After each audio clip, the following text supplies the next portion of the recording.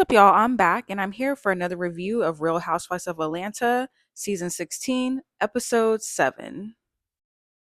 Now, before we jump into things, you already know what to do. Go ahead and scan that QR code to get connected to me, or click the link in my description to get directly to me.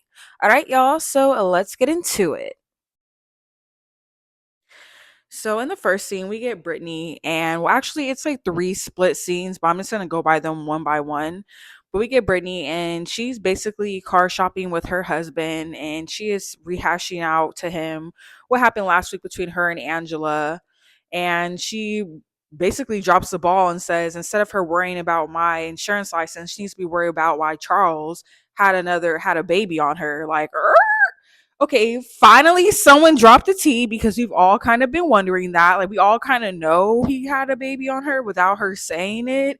But it was kind of just like, whoa, okay, so that really did happen. It really is true. My thing is with Britt, because she's over there talking about Angela and saying how she doesn't feel like she's a girl's girl because she came for her, and Angela never came for her. All she did was simply ask a clarification of why she got her license revoked, for the simple fact that Angela also is a real estate person herself, so she has a license as well. So I just thought that Britt was doing too much, honestly. And I'm starting to like honestly not like her. I feel bad for what happened with the Kenya stuff, but she's really starting to leave a bad taste in my mouth. Then in the next scene, we have Angela and Drew. Angela invited Drew over to her house and they're talking. Angela's telling her about the peace brunch, how it wasn't so peaceful, brings up the situation with her and Britt. So Brittany hit up Drew asking her out for drinks because I'm with the whole peace brunch, how that went left. They got into it. They didn't hit it off maybe the right way. So we find out from the other scene that she is uninvited to Portia's party. Angela actually invites her. So Portia's going to be having a girls' trip for her birthday party to Nashville, which we find out in the following next scene.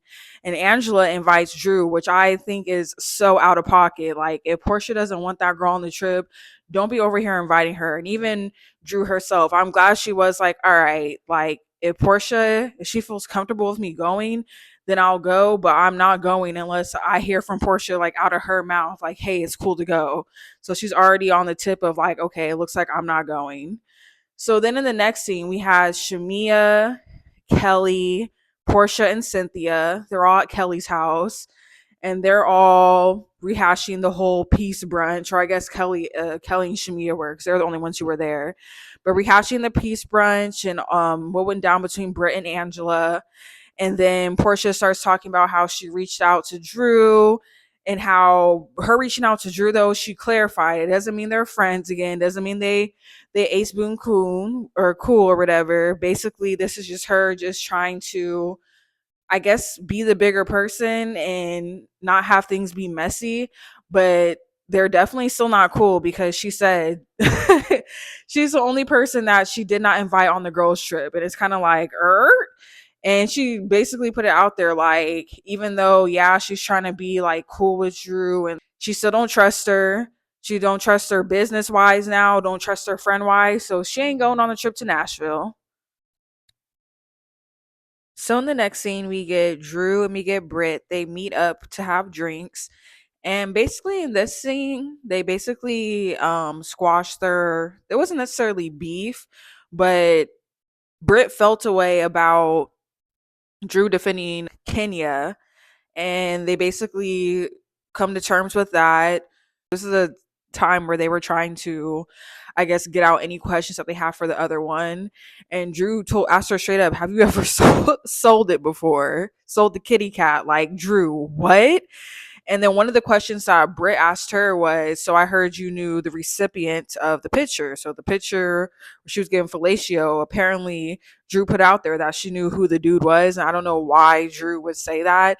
Drew ended up telling her that she was just joking. And Britt had to tell her, like, basically that's not a cool joke. Like, there were 3 days I couldn't get out of bed. Like, because of this whole thing happening. Why would you joke around about that? But basically, they squashed their like little beef, and Britt tells her straight up that she has no problem with her, and that she's an open book and would love to get to know her better.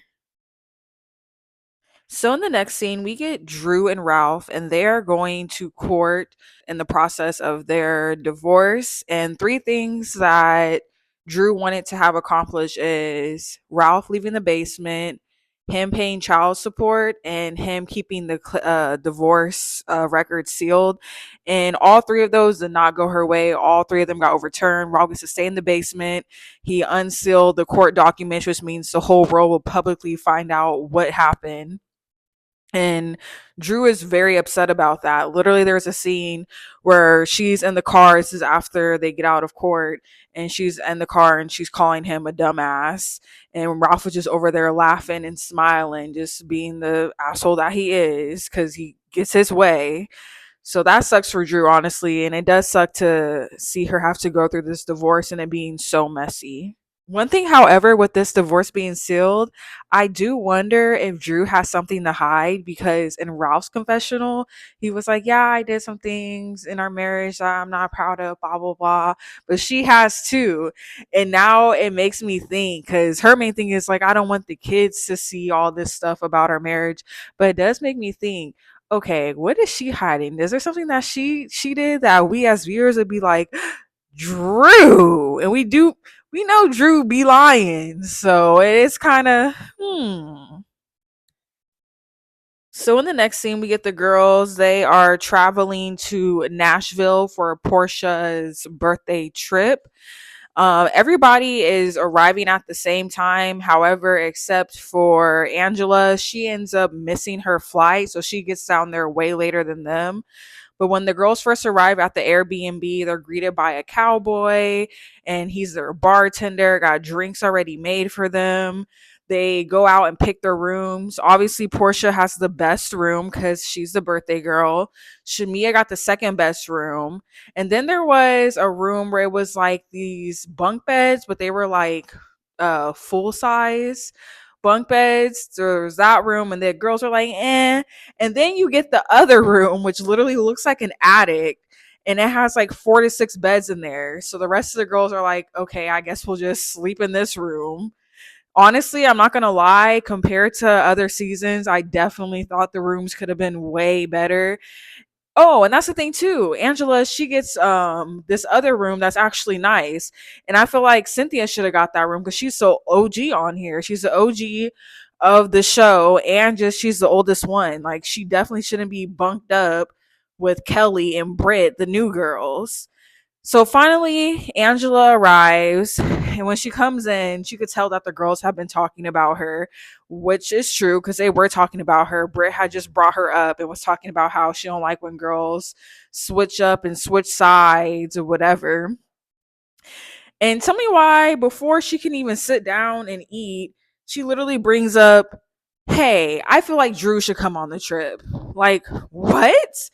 Like that just ruined the mood completely because it's like we're over here, we're having fun, we're getting ready to drink, we eating food. They had like a whole barbecue spread, whole chef that was there, and you gonna bring up Drew? Like Angela, come on.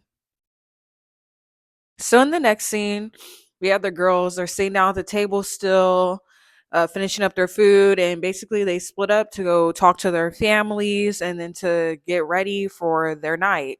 One thing that stood out to me is Portia's confessional. She obviously was upset that Angela invited Drew. And she basically said, well, we're all thinking, how are you going to invite somebody on my trip and somebody who I'm not even cool with? Like, who does that? That was so unacceptable. But at the same time, Portia's playing it off. And it's like, you know what? I'm not going to let it ruin my trip. It's my birthday trip. I'm going to be all about peace. So, you know what? If she comes, she comes, which is very big of Portia. I'm not gonna lie. So when they go break up to talk to the families, Angela, one of the people that she ends up calling is Drew, and she asked her and said, "Hey, so I got the yes, you can come on the trip."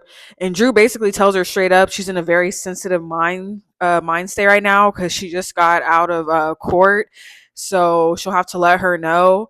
But in Drew's confessional, she's like, since I am feeling down, it would be good to go out of town and have some fun. And I'm like, oh Lord, here we go. So she may really come on this girl's trip. And that is just crazy to me. Like, I just don't understand. Like, why would you invite her? when you know they don't get along like that. And this is not just a regular trip either. It's her birthday trip. Like, why would you do that to her on her birthday? Or I know it's not her actual birthday, but you know what I mean? So in the final scene, we have all the girls. They are going out to turn up for the girls' trip. They go out to this one little spot where there's a mechanical bull there. Everyone gets on and is failing horribly at this mechanical bull. Besides Kelly, she lasted for like 47 seconds, and Shamia lasted for like 50 seconds. So they actually, okay, they did the damn thing. I'll give them credit. But then after that, all the girls go and sit out at the table. And mind you, at this point in time, too, Portia's sister and her other friends are also there. They also have met up and came along as well. But this is when things get serious because basically Portia confronts Angela about inviting Drew. And I was a little bit confused with Angela, how she was coming at Portia because she was like, talk to me like I'm five. What? Like Portia said, no, I'm gonna talk to you like your age. Angela, in her defense, was basically trying to say, I just can't sit up here and let all these women just talk about one woman. And I had heard someone, I think it may have been Kelly, like, no one's even doing that because no one had even brought up Drew at that point, you know? And basically, now all of Portia's friends, because one of them had asked, where's Drew? Now they are all trying to figure out the tea. And it's like, wait, what happened? I'm confused because they didn't know that they had like a falling out. So then Portia starts beginning to tell them about the falling out and how she was being shady and the whole her being with Dennis. And then someone at the table, I don't know who, but some at the table literally says, oh, Drew gave Dennis fellatio. And it's like, so I don't know if that's true or not. We don't know from what's it called? We got to see the court docs now if they're unsealed, but that's where the episode cuts off and ends, and it gets even juicier for next week. But if y'all like this review, make sure to like, comment, and subscribe, and I will see y'all next time. Thanks for watching.